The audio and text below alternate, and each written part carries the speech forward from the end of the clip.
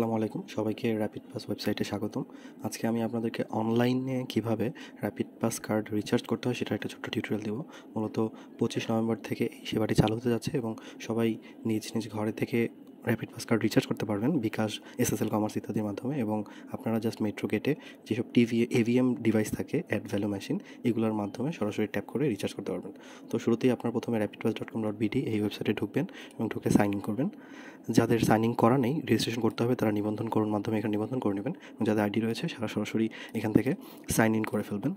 তো আমি এখান থেকে সাইন ইন করতেছি।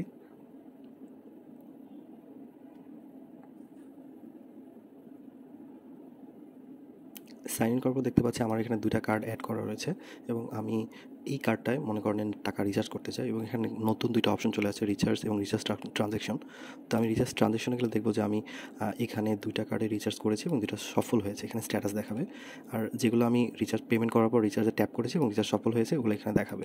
তো আমি এখন এখানে একটা কার্ডে আসলে রিচার্জ করে দেখবো। তো আমি প্রথমে আমার ড্যাশবোর্ডে যাচ্ছি এবং দেখতে পাচ্ছি আমার এই কার্ডটা রেজিস্ট্রেশন করা আছে এবং এই কার্ডটা আমি রিচার্জ করতে চাই। আমি সরাসরি এখান থেকে রিচার্জে ক্লিক করব। তো আমি এখান থেকে কত টাকা রিচার্জ করতে পারবো এর একটা অপশন চলে আসবে। এখানে 100 থেকে 2000 পর্যন্ত ফিক্সড অ্যামাউন্টের কিছু অ্যামাউন্ট দেখাচ্ছে। আমি অন্যতে ক্লিক করে আমি আমার পছন্দ মতো অ্যামাউন্ট রিচার্জ করতে পারবো। কিন্তু এখানে 100 থেকে 5000 টাকা পর্যন্ত আপাতত রিচার্জ করা যাবে। তো আমি শুরুতে 100 টাকা রিচার্জ করবো। 100 টাকা ক্লিক করলাম এবং payment gateway SSL commerce select করলাম। এখান থেকে দেখতে পাচ্ছি আমার 100 টাকা রিচার্জের জন্য আমার গেটওয়ে ফি 83 পয়সা দিতে হচ্ছে। মানে 100 টাকায় আমার 83 পয়সা দিতে হচ্ছে। এটা হচ্ছে 0.83% এই রিচার্জ ভ্যালুটা। তার মানে আপনি যদি এই রিচার্জ ভ্যালুটা 1000 টাকা রিচার্জ করেন তো আপনার 8 টাকা 33 পয়সা কাটবে, 500 টাকা করলে 4 টাকা সামথিং কাটবে। তো এইভাবে এই ফিটা মতো চালু হবে। তো আমি এখন 100 টাকায় পরীক্ষামূলক রিচার্জ করবো, সেই জন্য এখানে ক্লিক করলাম এবং আমার এখান থেকে সরাসরি এসএসএল কমার্সের গেটওয়েতে নিয়ে গেল এবং এখান থেকে আমি কীভাবে রিচার্জ করবো এই অপশনটা আমাকে চুজ করতে বলতেছে। তো আমার এখানে বিকাশ, রকেট, নগদ অনেক মোবাইল এমএফএস সার্ভিস রয়েছে। মোড়ে গেলে আমি আরও বাংলা কিওর পেমেন্ট সিস্টেম দেখতে পাচ্ছি। কার্ডে গেলে আমি অনেক ধরনের কার্ড দেখতে পাচ্ছি, ভিসা, মাস্টার, এমএক্স কার্ড, সব ধরনের কার্ড এখানে অ্যাকসেপ্ট করবে। তো আমি মূলত আমার মাস্টার কার্ড যেটা অ্যাড করা রয়েছে আমি এটা দিয়ে মূলত আমার হচ্ছে সেবাটা নিতে যাচ্ছি। তো আমি এখানে আমার সিভিভিটা দিব এবং কার্ডটা আমার আগে অ্যাড করা ছিল। ক্রেডেনশিয়াল দেওয়ার পরে আমি জাস্ট পেমেন্টে ক্লিক করলাম। ক্লিক করার পর আমার এখানে মূলত দেখাচ্ছে আমি এসএমএস সার্ভিসের মাধ্যমে এটা নিতে যাচ্ছি। ক্লিক করার পর আমার এখানে আমার ফোনে একটা ওটিপি চলে আসছে। তো আমি এই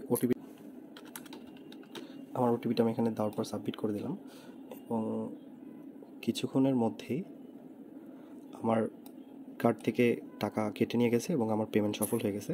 আমি যদি এখানে আমার ড্যাশবোর্ডে চলে যাই তো আমি দেখতে পারবো আমার কার্ড থেকে টাকা হয়েছে এবং রিচার্জ অপেক্ষমান দেখাচ্ছে। এখান থেকে দেখতে পারবো আমার এই কার্ডে আমি এই পেমেন্ট আইডিতে এই সময়ে 100 টাকা রিচার্জ করেছি, আমার পেমেন্টটা সফল হয়েছে। কিন্তু এখানে রিচার্জ স্ট্যাটাসটা আমাকে দেখাচ্ছে অপেক্ষমান, এখনও ওয়েটিং আছে। আমি চাইলে এটা রিফান্ড করতে পারবো এবং এটা 90 দিনের মধ্যে রিফান্ড ফি কেটে এটা রিফান্ড হয়ে যাবে। আপাতত আমি রিফান্ড করতে চাই না। আমি এই কার্ডটা যখন আমি যখন এভিএমে ট্যাপ করব তখন এটা অটোমেটিক এরকমভাবে রিচার্জ সফল হয়ে দেখা যাচ্ছে। তো আমি কিছুক্ষণের মধ্যে আপনার দেখাচ্ছি কীভাবে এভিএমে ট্যাপ করে এই রিচার্জ স্ট্যাটাসটা আপনারা পজিটিভ করে নেবেন।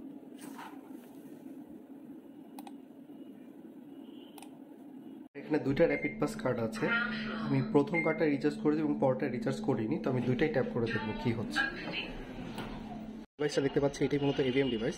তো আমি এখন এখানে যেহেতু আমি এই কার্ডটায় রিচার্জ করেছিলাম, এই কার্ডটা এখন এভিএমের ঠিক উপরে এমনভাবে ট্যাপ করে ধরলাম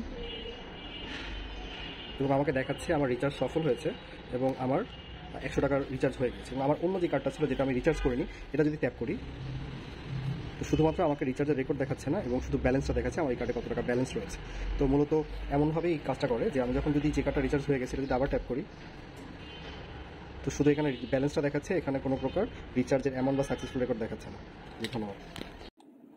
আমি মাত্রই আমার কার্ডটা এখন ওইখান থেকে ট্যাপ করে এসেছি এবং আমাকে এখন রিচার্জ স্ট্যাটাস এখন অপেক্ষমান দেখাচ্ছে। আমি যদি আমার ড্যাশবোর্ডে আবার লগ ইন করি, আমার ড্যাশবোর্ড লগ ইন করার পর আমার এখানে রিচার্জে ক্লিক করলে রিচার্জ ট্রানজ্যাকশনে ক্লিক করলে আমাকে দেখাচ্ছে আমার 100 টাকা রিচার্জ সফল হয়েছে এবং আমার কার্ডের ব্যালেন্স 100 টাকা যোগ হয়েছে, যেটা একটু আগে আমাকে দেখাচ্ছিল যে রিচার্জ স্ট্যাটাসটা সফল হয়নি। তার মানে এরকমভাবে আমরা যখন এভিএমে ট্যাপ করবো তখন ইজিলি আমাদের এই কার্ডে রিচার্জটা অ্যাড হয়ে যাবে এবং আমাদের পুরো ট্রানজ্যাকশনটা কমপ্লিট হয়ে যাবে।